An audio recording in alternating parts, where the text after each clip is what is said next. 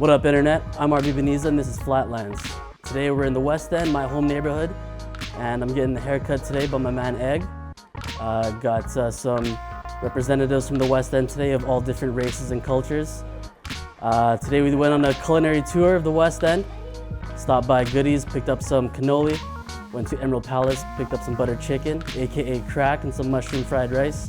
And we went over to Pho Hoang and got some spring rolls, and stopped by Tindahan Food Mart and got some pork skewers, some pork barbecue skewers, Filipino style. Let's do this.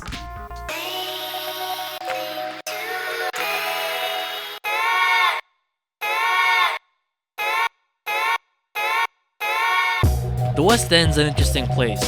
Average household income changes almost street to street, and there's a restaurant and mural celebrating the cultural background of nearly every person that calls this neighborhood home. I grew up in two houses, one on Langside and one on Furby. I had this vivid memory from when I was younger. My friend's mom wouldn't let him come to my birthday party because she said my street was too dangerous. I was baffled. I feel like in the 90s, growing up in a neighborhood in the inner city like the West End, it was just, it was like everybody was happy. I feel like the West End describes the way, I feel like a simple way of life is for immigrants and people like everyday citizens and blue-collar working citizens that just want to live a good quality of life and like get better and maybe move out of this neighborhood one day. When like you hear about people saying that the West End's like a sketchy neighborhood and that it's crime-ridden and all types of shit like that, like I think that's certainly overblown to an extent, but like it's there, you see it, right? You see it on Sargent Avenue when you're driving down the street, like you see street workers and stuff like that. We all know people who've gone away for things. Like drug dealing was very prevalent even in our middle school, right? So like you see it for sure, but like it's a matter of how you engage with the community as well.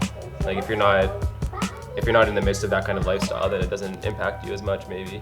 But I don't know, I think it's interesting because I think when we were growing up, even if we didn't desire that sort of lifestyle, we fed off it as well, right? Because that's kind of the identity of the West End. So when you go somewhere else, you're like proud that you're from the West End because it's a cool area and it's dynamic, it's always changing, but you're like, yeah, I'm hard, I'm from the West End, right?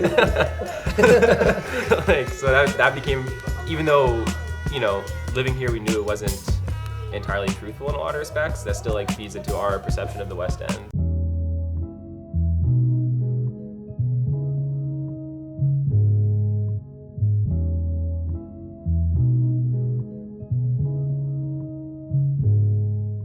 Sometimes Sargent reminds me of a different city.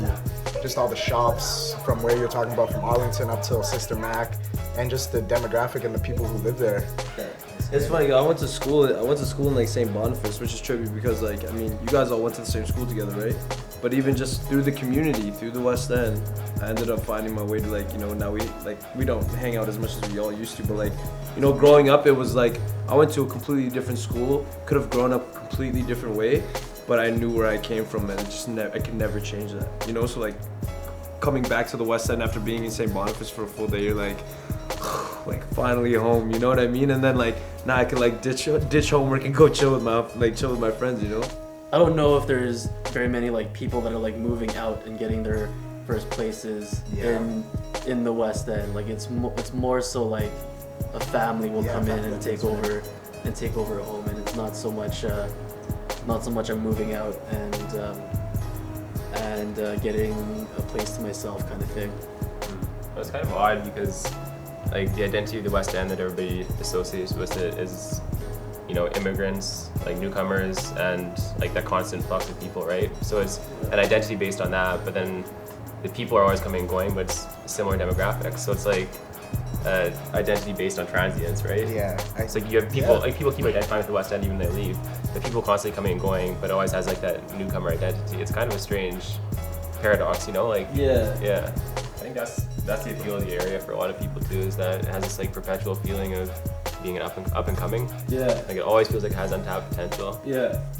And like if you ever reach that point where if it's the West End has arrived or whatever, what does that look like, right? Exactly. Do we want to reach that point, or is it better to have always feel like it's kind of on the upswing and right. Yeah. Right.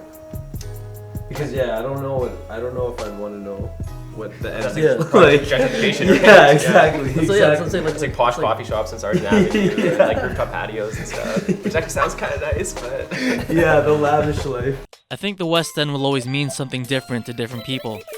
For some people, it's the start of a new chapter in their lives, while for others, it's a scary neighborhood. For me, I think it's the best place in the city to eat food from around the world and will always be home. The people of the West End will constantly change as families move in and move out to bigger and better things. But I think the West End story as a whole will always stay the same. An up-and-coming neighborhood with a lot to prove. But maybe I'm biased. I'm Arvi Veniza, and this was Flatlands.